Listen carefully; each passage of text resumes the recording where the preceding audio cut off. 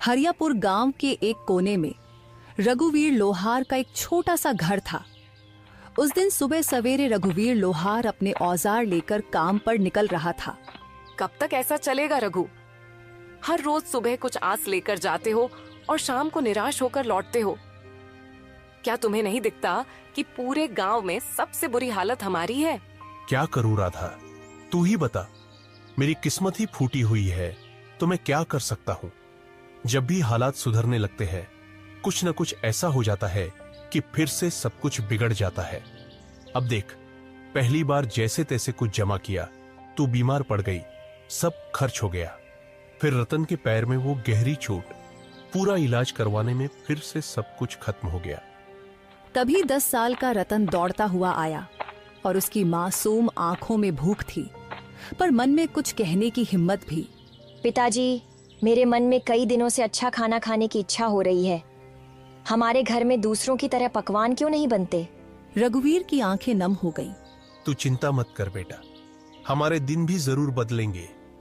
एक वक्त आएगा जब हम लोग दूसरों से भी अच्छे पकवान बनाएंगे, फिर तेरा जो दिल करेगा वही खाएंगे। लेकिन पिताजी, एक बात बोलूं? जब पड़ोस की ताई अम्मा के घर से पकवानों की खुशबू आती है ना, तो मैं तो खिंचा चला जाता हूँ। एक दिन चला भी गया था, लेकिन उन्होंने मुझे देखते ही खाना छुपा लिया और कहा, यहाँ मत आ, भाग जा यहाँ से। तो मैं वापस आ गया। राधा की आंखों से आंसू बहने लगे। उसका दिल जैसे किसी ने मसल कर रख दिया हो। रघुवीर कुछ नहीं बोला, चुपचाप अपने औजार उठाए और लोहार की दुकान की ओर चल पड़ा। रघुवीर की लोहार की दुकान गांव के चौराहे पर थी।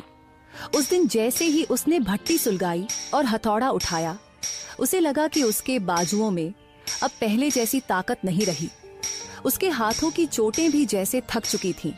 हे भगवान, और कितनी परीक्षाएं लोगे। आज एक भी ग्राहक नहीं आया और ऊपर से घर की हालत, रत्न की मासूम बातें, सब कुछ तोड़कर रख देती है। तभी गांव का मुखिया दुकान पर आ पहुंचा। उसके चेहरे पर एक औपचारिक मुस्कान थी। हाँ रघुवीर, क्या हुआ? आज तुम्हारे हाथों में पहले जैसा जोर नहीं दिख रहा। क्या बात है? मन कुछ बोझिल लग रहा है, क्यों? हाँ मुखिया जी, अब आप तो सब जानते हैं, फिर भी पूछते हैं। मेरा परिवार बहुत बड़ी आर्थिक तंगी में है। मेहनत तो बहुत करता हूं, लेकिन हाथों में किस्मत नहीं है। मुखिया चुप रहा, लेकिन तभी बगल से बाली आ गया। गांव का वो आदमी जिसे दूसरों के दुख में भी मजा आता था। मुखिया जी, मैं तो कहता हूं कि इस रघुवीर को गांव से निकाल देना चाहिए। उसकी मनहूस छाया धीरे धीरे पूरे गांव में फैल रही है। कहते हैं कुछ लोग ऐसे होते हैं जिन पर काल की छाया होती है और जो पूरे गांव को बर्बाद कर सकते हैं। मुखिया पहले चौंका, फिर हंसने लगा। बाली भी हंसने लगा। अरे बाली, तू भी ना चल, छोड़ इसे, चल यहाँ से। दोनों रघुवीर की हालत पर हंसे और चले गए। रघुवीर वहीं बैठा रहा, आंखें आसमान की ओर उठाए। हे भगवान, क्या मैंने अपनी तकदीर खुद लिखी थी? क्या मैंने किसी का बुरा किया है? कभी चोरी, कभी बेईमानी, मैंने कुछ बुरा नहीं किया। फिर मेरे ऊपर यह दुख क्यों आया है? क्यों? मेरे सपनों के दिए बुझ गए, मेरी उम्मीदों के चिराग बुझ गए। धुंध में खो गया हूं, कहीं से रास्ता नजर नहीं आता। ये तन्हाई कब खत्म होगी? उसकी हथेली से हथौड़ा नीचे गिर गया। उसका हौसला उस दिन भट्टी से पहले ही बुझ गया था। मैं आज भी खाली हाथ जाऊंगा। राधा उम्मीद लगाए बैठी होगी। मेरा तो घर जाने का भी मन नहीं कर रहा। मैं क्या करूं? मेरा बेटा भूखा होगा। शाम को रघुवीर थका हारा अपने घर पहुंचा। उसका चेहरा उदास था। जैसे ही उसने घर में कदम रखा, राधा ने उसे देख लिया। अरे क्या हुआ रघु? आज तुम्हारा चेहरा इतना उदास क्यों है? अरे कुछ तो कहो। रघुवीर की आंखें भर आईं। उसने धीरे से राधा की ओर देखा। अब तो सारे गांव वाले भी मेरी बुरी किस्मत का मजाक उड़ाने लगे हैं राधा। और क्या कहूं, आज तो दुकान पर एक भी ग्राहक नहीं आया। हाँ, और ऊपर से मुखिया और बाली, वो दोनों मेरी किस्मत पर हंसते हुए चले गए। मैं तुम्हारे लिए खाने के लिए भी कुछ नहीं ला सका। राधा चुप हो गई। उसकी आंखें भर आईं। सुबह जब तुम दुकान जा रहे थे तब मैं भी तुम्हें बोल रही थी, इसमें गलती मेरी भी है। मैं भी कभी तुम्हारे दुख को पूरी तरह समझ नहीं पाई। फिक्र मत करो, भगवान सब ठीक करेगा। रघुवीर कुछ नहीं बोला। वह चुपचाप चारपाई पर लेट गया। उसके हाथ कांप रहे थे, लेकिन आवाज नहीं निकली। अगले दिन सुबह होते ही राधा ने रघु से कहा, रघु, खाने के लिए कोई चीज उधार ही ले आओ। हमारे गांव की दुकान हो सकता है तुम्हें कुछ सामान उधार दे दे। नहीं राधा, मैं कल भी गया था उसके पास। वह पहले अपना पिछला उधार मांग रहा है। अब मुझे उसकी दुकान पर जाते हुए शर्म आती है। मुझे नहीं लगता कि हमारे हालात कभी भी ठीक हो सकेंगे। ऐसा ही चलता रहा तो हमें यह गांव छोड़कर जाना पड़ेगा। गांव में 2-3 लोगों से पहले ही मैं उधार ले चुका हूं। अब मेरे अंदर इतनी हिम्मत नहीं कि किसी और से उधार मांग लूं। सबको पता है कि मैं उधार लेकर वापस नहीं करता। वापस करूं भी तो कहां से? हमारे पास इतने पैसे होते ही नहीं, जो आते हैं वो लग जाते हैं। हाँ रघु, यह तो है। भगवान पता नहीं किस बात की सजा दे रहा है हमें, लेकिन हमें उम्मीद रखनी चाहिए। हमारे भी दिन एक दिन जरूर बदल जाएंगे। यह बात तो मुझे तुमसे सुनते 10 साल हो गए हैं। आज तक ऐसा दिन नहीं आया। वह चुपचाप घर से निकल पड़ा और सीधा जंगल की ओर चल दिया। उसका दिल बहुत भारी था, आंखों में उदासी थी और कदम जैसे बेजान थे। दिमाग में बार बार एक ही ख्याल आ रहा था, क्या जिंदगी का यही अंत है? क्या मैं अपनी तकलीफों से हमेशा के लिए मुक्त हो जाऊं? रघुवीर आत्महत्या के विचारों में डूबा हुआ गांव की सीमा तक पहुंच चुका था। तभी सामने से मुखिया आता हुआ दिखाई दिया। अरे रघुवीर, आज दुकान नहीं खोली क्या? तुम तो सीधे जंगल की ओर निकल पड़े हो। क्या बात है? अब लोहार से लकड़हारा बनने का इरादा है क्या? रघु चुप रहा। वह पहले से ही उदास था। उसके पास मुखिया को जवाब देने के लिए कोई भी शब्द नहीं थे। चलो अच्छा है, लकड़हारे भी बुरे नहीं होते। कम से कम जंगल में कोई तुम्हारी किस्मत का मजाक तो नहीं उड़ाएगा ना। मुखिया हंसता रहा और चला गया। रघुवीर बिना कुछ बोले जंगल की गहराई की ओर बढ़ गया। रघुवीर अब थक चुका था। उसके पैर जवाब दे चुके थे।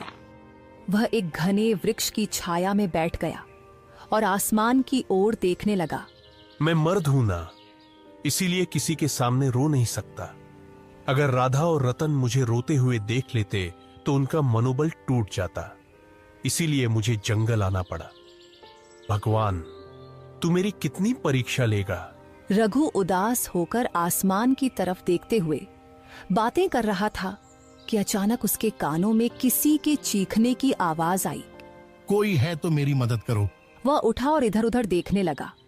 अचानक उसकी नजर एक साधु पर पड़ी जो जमीन पर गिरे हुए थे।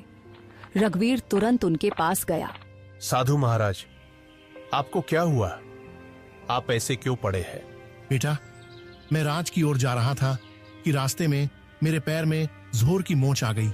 मैं गिर पड़ा और तभी से इस सुनसान जंगल में पड़ा हूं। ये जंगल इतना वीरान है कि यहाँ कोई आता ही नहीं। कई दिन हो गए कोई इंसान नहीं दिखा। मुझे बहुत प्यास लगी है। मेरा गला सूख रहा है। अगर जल्दी पानी नहीं मिला तो शायद मैं बच न सकूं। रघुवीर घबरा गया और तुरंत इधर उधर देखने लगा, शायद कहीं से पानी या कोई मदद मिल जाए। परंतु यहां तो दूर दूर तक कोई तालाब दिखाई नहीं दे रहा है महाराज। बताइए साधु महाराज, अगर आपको पता हो कि पानी कहां मिल सकता है तो मैं अभी ले आता हूं। यहाँ से लगभग 2 मील दूर एक तालाब है।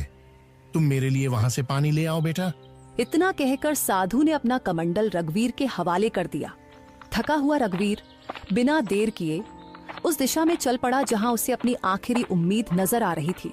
जंगल की खामोशी के बीच वह अपनी थकी हुई टांगों के बावजूद तालाब तक पहुंच गया। जब उसने कमंडल पानी में डाला, अचानक तालाब से धुआं उठने लगा। धुआं धीरे धीरे एक भयानक औरत की शक्ल लेने लगा। यह दृश्य देखकर रघुवीर के दिल में डर और हैरानी की लहर दौड़ गई। तेरी हिम्मत कैसे हुई उस तालाब का पानी लेने की? क्या तुझे नहीं पता कि उस तालाब से कोई जल नहीं ले सकता? देखो, मुझे सच में नहीं पता था कि ये तालाब तुम्हारा है।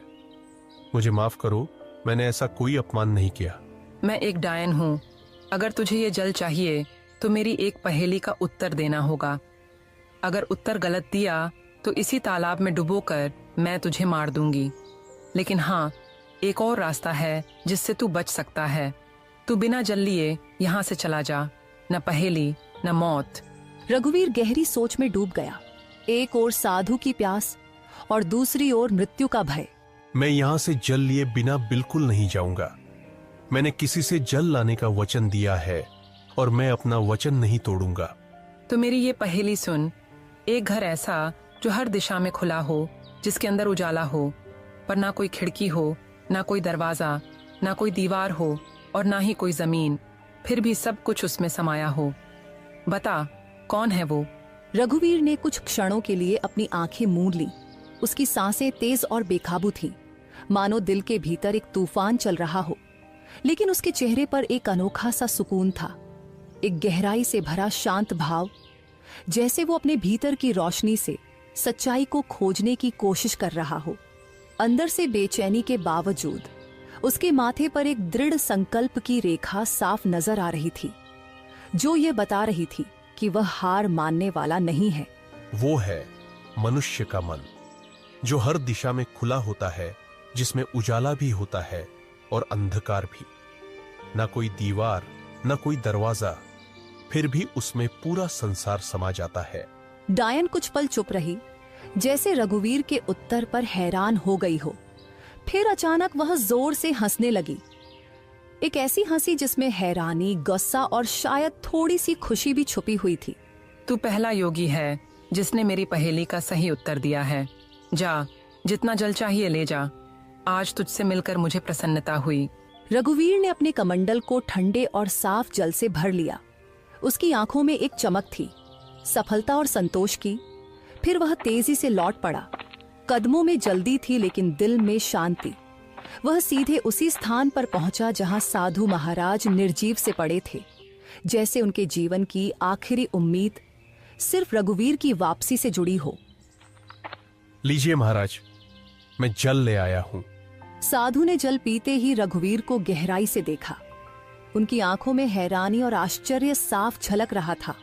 बेटा, क्या सच में तुमने इसी तालाब से जल लिया है? हाँ महाराज, आपने कहा था और मैंने निभाया। मुझे लगा था कि तुम जल नहीं ला पाओगे, क्योंकि मैं जानता था कि उस तालाब में एक डायन का वास है। जब भी कोई मनुष्य जंगल में आता है, मैं हमेशा उसकी ऐसी ही परीक्षा लेता हूं। अक्सर मैंने देखा है कि वह मनुष्य डायन के डर से भाग जाता है, लेकिन तुम पहले मनुष्य हो जिसने उस डायन की पहेली को हल किया और मेरे लिए जल लेकर आए हो। इतना कहकर साधु ने अपनी आंखें बंद की और कुछ मंत्र पढ़ने लगे। तभी वहां रंग बिरंगी किरणों के साथ एक सुंदर हिरण प्रकट हो गया। तूने मेरी मदद की है, इसीलिए मैं तुझे यह भेंट देना चाहता हूँ। साधु महाराज, इतना तो मुझे पता चल गया है कि आप कोई चमत्कारी साधु हैं, परंतु मैं इस हिरण का क्या करूंगा महाराज? इसे अपने घर ले जा और अपनी बेटी की तरह पाल इसे।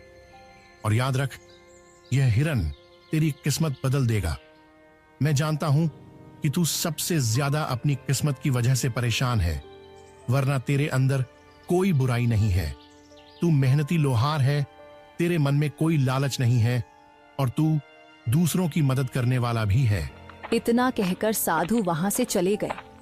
रघुवीर ने उस हिरण को सावधानी से उठाया और अपने घर ले आया। हिरण की सुंदरता और चमक देखकर रघुवीर के दिल में नई उम्मीद जगी और उसने ठाना कि उसकी रक्षा करेगा और अपनी किस्मत बदलने की कोशिश करेगा। अरे, ये हिरण आपको कहाँ से मिला? रघुवीर ने सारी कहानी राधा को सुनाई। हमारे घर तो वैसे ही खाने के लाले पड़े हैं। साधु महाराज को अगर देना ही होता तो धन देते। इस हिरण को क्यों पकड़वाया? हाँ, अब साधु महाराज ने कुछ सोच समझकर ही दिया होगा। उन्हें भी तो हमारी इस हालत के बारे में अच्छी तरह पता था। तभी वहां रतन आ गया। पिताजी, यह हिरण वाकई बहुत अच्छा है। मेरे साथ तो अब गांव का कोई भी बच्चा नहीं खेलता, क्योंकि हम गरीब हैं ना। लेकिन अब मैं इस हिरण के साथ खेलूंगा। इतना कहकर रतन हिरण को लेकर घर से बाहर चला गया और खेलने लगा। हिरण इतना सुंदर था कि जिस किसी की भी नजर उस पर पड़ती उसका मन मोह जाता। अगले दिन जब रघुवीर अपने दुकान पर जाने की तैयारी कर रहा था, तभी गांव का जमींदार उसके घर आ पहुंचा।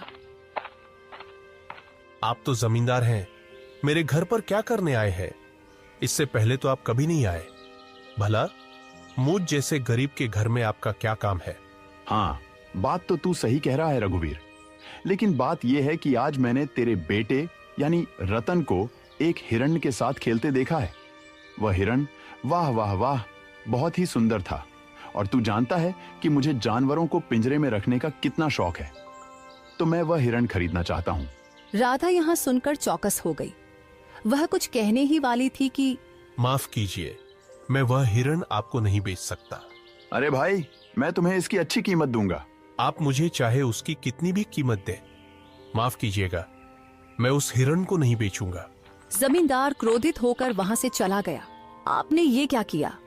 जमींदार हमें इसकी अच्छी कीमत दे सकता था, हमारी हालत कुछ बेहतर हो सकती थी। मैं यह हिरण नहीं बेचूंगा राधा, क्योंकि यह हिरण मुझे साधु महाराज ने भेंट किया है, और भेंट की हुई वस्तुओं को कभी बेचा नहीं जाता।